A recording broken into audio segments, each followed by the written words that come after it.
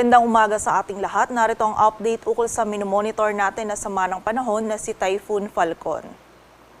Patuloy pa rin binabaybay ni Bagyong Falcon ang karagatan malayo sa anumang bahagi ng ating kalupaan at kaninang alas 4 ng umaga, huli itong namataan sa layong 925 kilometers east-northeast of extreme northern Luzon. Taglay pa rin ito yung lakas ng hangin na 175 kilometers per hour malapit sa sentro at bugso ng hangin na umaabot sa 215 kilometers per hour.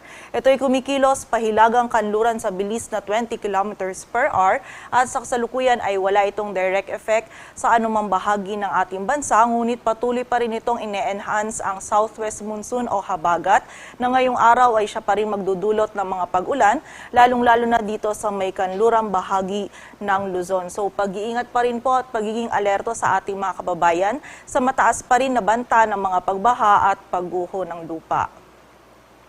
At ayon nga sa ating latest forecast track analysis ngayong umaga, si Bagyong Falcon ay kikilos na pakanluran, hilagang kanluran at magsisimula na rin bumagal ang pagkilos nito at posible itong lumabas ng ating area of responsibility mamayang hapon o gabi. At nakikita nga natin na posible nitong ma-maintain or ma-maintain nito yung lakas nito, ngunit hindi pa rin natin niro-rule out yung possibility na ito ay mag-intensify pa at maging isang super typhoon. At ayon nga dito sa ating latest forecast track analysis, may kita natin na malaki pa rin yung radius or sakop ni Bagyong Falcon. Ito ang area under this yellow circle, may kita natin na ito pa rin or malaki pa rin yung sakop na nakaranas ng mga malalakas na hangin na dulot ni Bagyong Falcon. At dahil nga magsisimula na itong kumilos ng mas pakanluran, hilagang kanluran, ay hindi natin niro-rule out yung possibility na kahit nasa labas na ito ng ating area of responsibility, dahil nga sa malaking radius nito or sakop nito ni Bagyong Falcon, hindi po natin niro-rule out yung possibility na kapag mas lumapit ito dito sa may timog ng Okinawa Islands, ay maaring mahagip ng mga malalakas na hangin itong area ng Batanes. So hindi po natin niro-rule out yung possibility na magtaas tayo ng tropical cyclone wind signal number 1 dito po sa bahagi ng Batanes sa mga susunod na araw. So continuous monitoring po tayo at patuloy na magantabay sa updates na ipapalabas ng Pag-asa. At para naman po sa mga pag-ulan, directly wala pong dalang pag-ulan si Bagyong Falcon sa anumang bahagi ng ating bansa, ngunit yung enhanced southwest monsoon ang siyang magdudulot pa rin ng mga pag-ulan, lalong-lalo na sa western portion ng Luzon. So muli po, pag-iingat para sa ating mga kababayan sa mataas pa rin na banta ng mga pagbaha at pagguho ng lupa. At muli po, dahil nga nananatiling malawak yung radius or yung sakop ni Bagyong Falcon at habang nga ito ay mas kumikilos pa kanluran, hilagang kanluran, ay hindi po natin inaalis yung posibilidad na sa mga susunod na araw ay magtaas po tayo ng tropical cyclone wind signal number 1 sa bahagi ng Batanes. Samantala, ang enhanced southwest monsoon naman po ay patuloy na magdudulot ng bugso ng mga malalakas na hangin ngayong araw. Dito yan sa bahagi ng Batanes, Babuyan Islands, Abra, Benguet, Zambales, Bataan, maging sa central at southern portions ng Aurora, Pampanga, Bulacan, Metro Manila, most of Ilocos Region, Calabarzon, Mimaropa, Bicol Region, maging sa bahagi ng Western Visayas. Samantala bukas, makakaranas pa rin ng bugso ng mga malalakas na hangin ang Batanes, Babuyan Islands, Ilocos Region, Nueva Vizcaya, Aurora, Zambales, Bataan, Bulacan, Pampanga. Dito sa Metro Manila, maging sa bahagi din ng Calabarzon, Mimaropa, Bicol Region. Sa western portion ng Northern Samar, maging yung malaking bahagi ng Cordillera Administrative Region at ng Western Visayas. Samantala, by Thursday, malaking bahagi pa rin ng Luzon at ang Northern Samar at Western Visayas ay patuloy pa rin pong makakaranas ng bugso ng mga malalakas na hangin na dulot ng enhanced southwest monsoon o habagat. So, ina-expect po natin in the next 3 days ay patuloy pa rin makakaapekto itong enhanced southwest monsoon o habagat, lalong-lalo na po sa western section ng Luzon.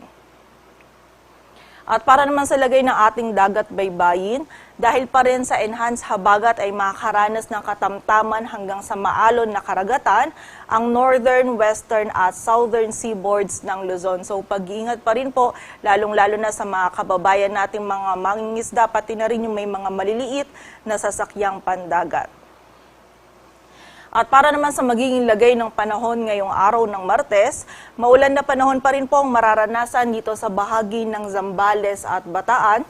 Dulot po yan ng habagat. Samantala, meron din tayong mararanasan ng mga pag-ulan dito pa din sa Metro Manila, maging sa Pangasinan, Pampanga, Bulacan, maging sa area din ng Occidental Mindoro, dulot pa rin po yan ng habagat. So pag-iingat pa rin po sa mataas na banta ng mga pagbaha at pagguho ng lupa. Samantala, mga kalat-kalat na pag-ulan, pagkidlat at pagkulog naman ang mararanasan sa nalalabing bahagi pa ng Ilocos Region, Cagayan Valley, nalalabing bahagi ng Central Luzon, Cordillera Administrative Region, maging sa bahagi din ng Calabarzon at nalalabing bahagi pa ng Mimaropa. Samantala, mga isolated na mga pag-ulan, pagkidlat at pagkulog naman ang mararanasan ngayong araw dito sa bahagi ng Bicol Region.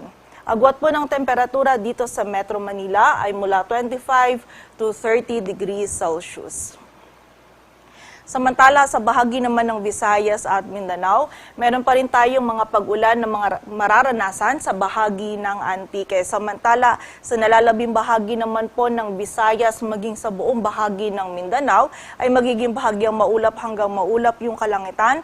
Meron lamang tayong mararanasan pa rin ng mga isolated na mga pag-ulan, pagkidlat at pagkulog, dulot yan ng mga localized thunderstorms. Agwat ng temperatura dito sa Cebu ay mula 27 to 33 degrees Celsius at sa Davao naman ay 25 to 33 degrees Celsius.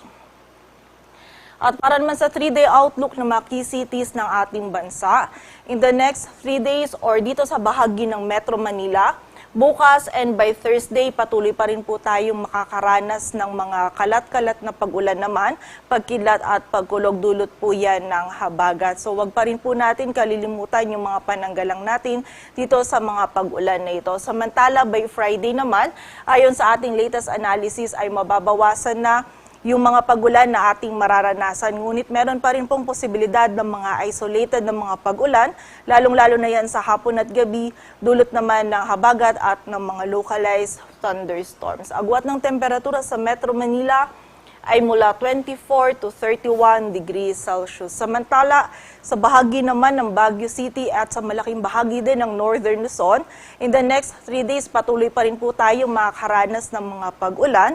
Kaya pag-iingat pa rin po para sa ating mga kababayan sa posibilidad ng mga pagbaha at pagguho ng lupa. Agwat ng temperatura sa Baguio City ay mula 15 to 22 degrees Celsius. Samantala, sa bahagi naman ng Legazpi City, Metro Cebu at Metro Davao in the next 3 days ay patuloy nga magiging bahagyang maulap hanggang maulap yung kalangitan.